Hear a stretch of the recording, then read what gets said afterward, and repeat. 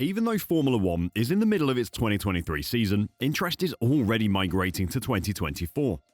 Not just on their cars, but also on their drivers, and a few drivers have yet to finalize their plans for 2024. F1 is famous for its yearly driver market merry-go-round, dubbed Silly Season, which frequently reveals some major shocks, such as the impact from Fernando Alonso's decision to leave Alpine for Aston Martin last summer, or Daniel Ricciardo's sudden departure from Red Bull in 2018. Or have we forgotten about the Piastri fiasco last year?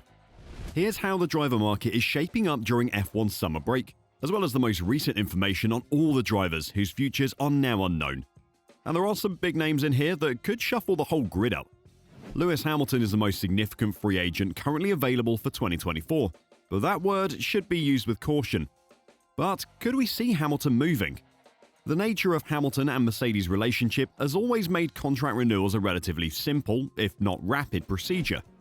They once waited until the winter to announce his new deal for the 2021 season, which began the following month.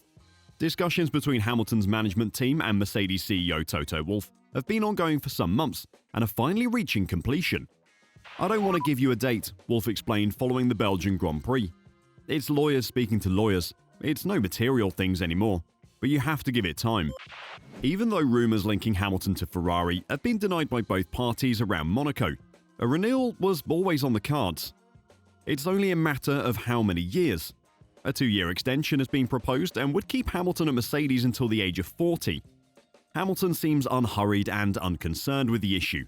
He's recently made light of the frequent press queries regarding updates, constantly insisting there aren't any to provide, but that everything would be done in due time. And it will, so no move to Ferrari after all? But there could be a lot of movement surrounding the team in red. This all has to do with the promising drivers in orange.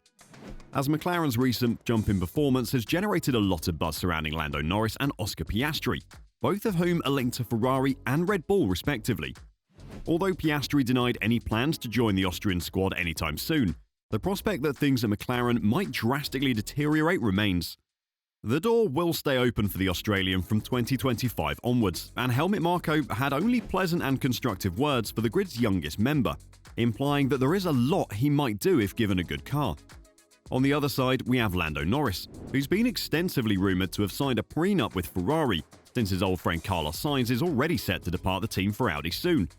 Even though the team is suddenly in a tight race to beat Ferrari or Aston Martin by the end of the season, Norris isn't happy about some of the car's flaws, such as low-speed corner stability, and has consistently urged that despite the recent surge in performance, the car has a lot of flaws that need to be fixed sooner rather than later.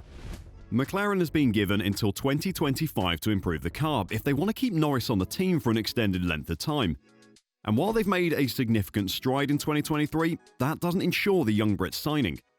According to sources close to Ferrari and McLaren, the superstar has already signed a pre-contract with Ferrari, putting him in the seat next to Leclerc as soon as Sainz leaves for Audi.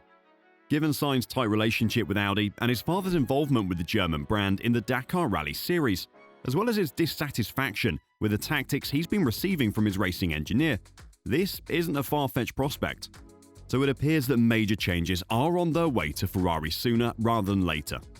According to the latest sources, Sainz has already signed a prenuptial agreement with Audi, a team that will enter the sport in 2026, while his contract with Ferrari ends at the conclusion of the 2024 season. But Sainz isn't happy at Ferrari anymore. Sainz said that he would prefer to start the season knowing where he'll compete the next year. He went on to further elaborate, "Because that takes away the distraction that there always is to be negotiating a new contract when you need to be fully focused on what you're doing on track and on the work you have to do with the team you're currently with. That's the only way to make progress."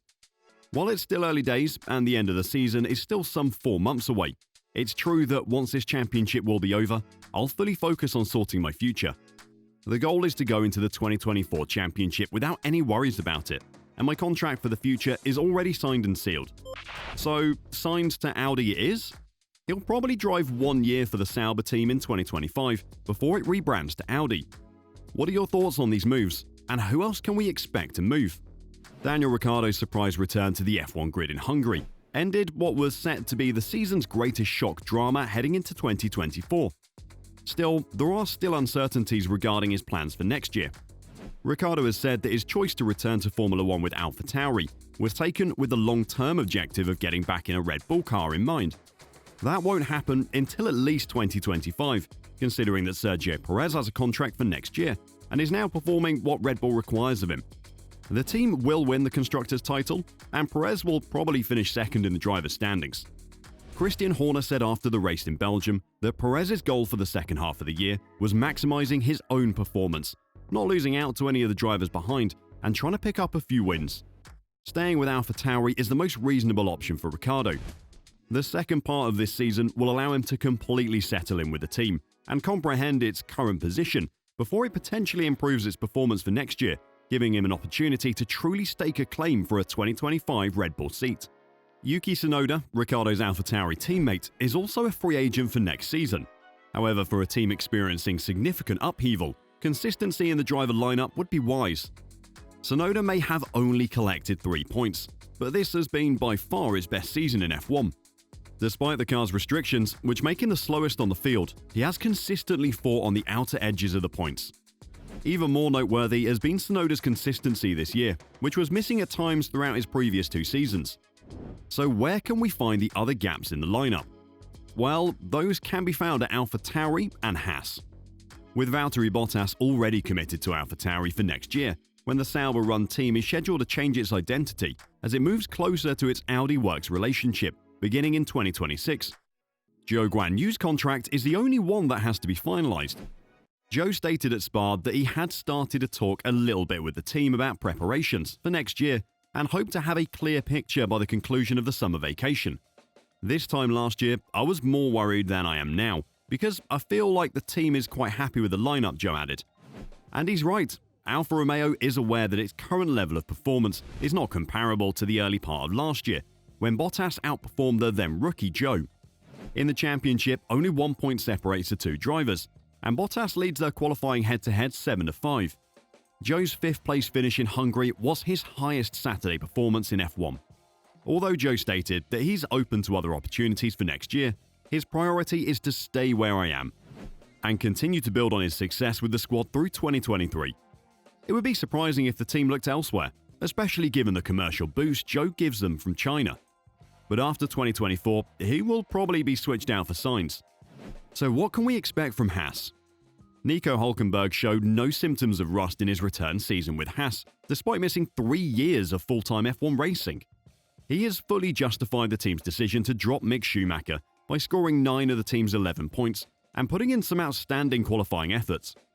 Hülkenberg qualified 2nd in Canada, falling to 5th due to a penalty, and 4th in Austria, where he scored 3 points despite the Haas's car's complete lack of race pace right now. Hülkenberg has made as many Q3 outings as Sergio Perez this season and leads the intra-team head-to-head with Kevin Magnussen 9-3. There's no reason to believe he won't be back next year. While Magnussen hasn't had the form that Hülkenberg had this year, qualifying 4th in Miami being his best point, he hasn't been far off come Sunday. For equivalent racing outcomes, they are tied 5-5. In Belgium, Magnussen said there was no word on his future, but eventually will come around to it, and he believed the team was pretty happy with its present lineup. Gunther Steiner, team principal, spoke those exact words in Canada, hinting that Hülkenberg and Magnussen will be back in 2024. Haas stated last year that it needed stability and expertise to help develop for the future when it signed Hülkenberg. Those requirements remain unchanged in its present competitive position, and Magnussen and Hülkenberg meet these. For the time being, the market is still stagnant. Unlike the past year's driver market, which saw just 4 of the 10 teams enter 2023 with the same lineup as they did in 2022, the market for next year appears to be significantly more stagnant. One issue to keep in mind for any teams with a spare seat for next year is the absence of credible options outside of the existing F1 grid. This year, no one is dominating Formula 2 in such a way that they would be an attractive alternative for an F1 seat. And with both Hülkenberg and Ricciardo off the market, there aren't any experienced heads on the sidelines who might help teams. As a result, stability will be appealing. But what about fixing the market for 2025 in another 12 months? It might have been a completely different story. Many prominent individuals in the paddock anticipate significant changes that year. Not only will Perez's future at Red Bull be key to the market, but both Ferrari drivers are also out of contract. We'll also be a year closer to Audi's debut at Sauber, with the works operation set to begin in 2026 and aimed at long-term drivers. For the time being, the 2024 silly season does not appear to be extremely silly. However, in F1, things may change extremely rapidly.